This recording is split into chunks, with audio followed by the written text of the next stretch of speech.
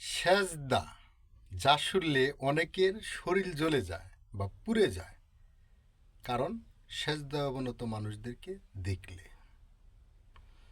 এখন আপনি কি সূরা ইউসুফের ১০০ নম্বর আয়াতটি পড়ে দেখেছেন? সেখানে বলতেছে, তিনি তার পিতামাতাকে সিংহাসনের উপরে বসালেন এবং তারা সবাই তার সামনে সেজদায় অবনত হল। তিনি তার পিতাকে বললেন, ইহা হচ্ছে আমার ইতিপূর্বেকার স্বপ্নের বর্ণনা, যাহা আমার পালনকর্তা বাস্তবে পরিণত করল এবং তিনি আমার প্রতি অনুগ্রহ দান করেছে। আরও অনেক কথা আছে, আপনারা নিজেরা পড়ে দেখবেন। এখন এখানে আপনার বিবেকের কাছে আমার প্রশ্ন, যে নবী হয়ে আরেকজন নবীর সামনে সেজদায় অবনত হলো, মাতা তার সন্তানের কাছে বা সামনে সেজদায় অবনত হলো,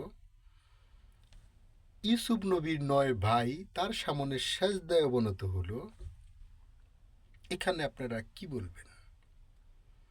আপনারা তো কোরআনের আয়াত অস্বীকার করেন অনেকেই, আমি কমেন্টে দেখি।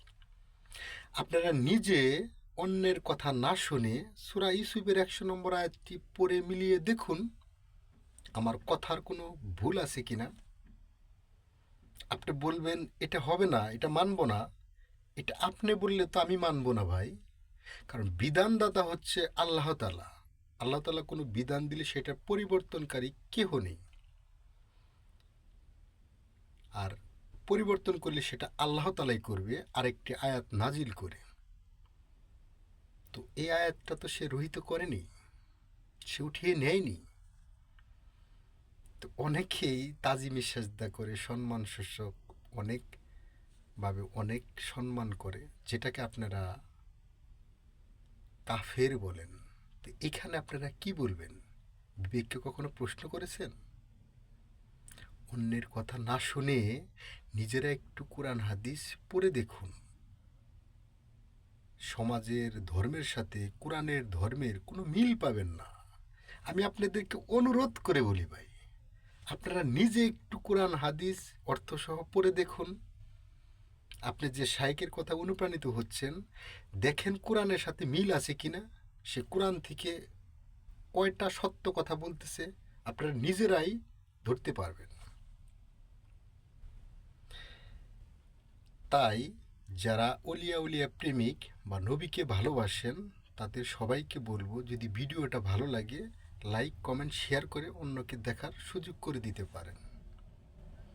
এবং আমি সামনে আল্লাহর অলিয়া উলিয়াদের বাস্তব অলৌকিক ঘটনাগুলো এই প্রজন্মে ঘটেছে, সেই ঘটনাগুলি আমি আপনাদের সামনে তুলে ধরব, যা শুনলে আপনারা বুঝতে পারবেন কেন আল্লাহ তাআলা কোরআনে আল্লাহর অলিদেরকে বন্ধু বলেছে। এই অলৌকিক ঘটনাগুলো শুনলে আপনাদের ইমানটা আরও মজবুত হবে, আমি আশা করি।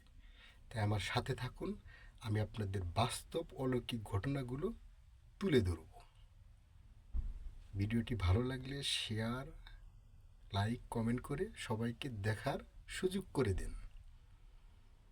যারা মিথ্যা ফতোয়া দেয় তাদেরকে দেখার সুযোগ করে দেন, এবং আপনারা নিজেরা কোরআন হাদিস অর্থসহ ভালো করে পড়ে দেখুন।